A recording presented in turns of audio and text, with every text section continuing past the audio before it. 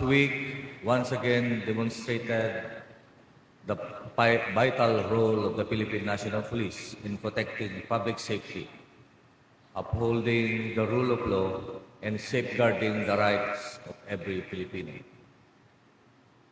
I commend every police officer who served during the fifth State of the Nation address of President Ferdinand R. Marcos Jr. Through your discipline, preparedness, professionalism, and respect for the constitutional rights of every Filipino, the PNP was able to maintain a generally peaceful and orderly security operations or security environment.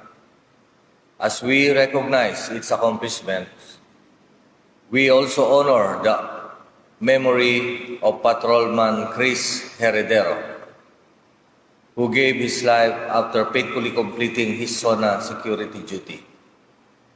His sacrifice reminds us that behind every successful operation are police officers who place duty above personal comfort and safety.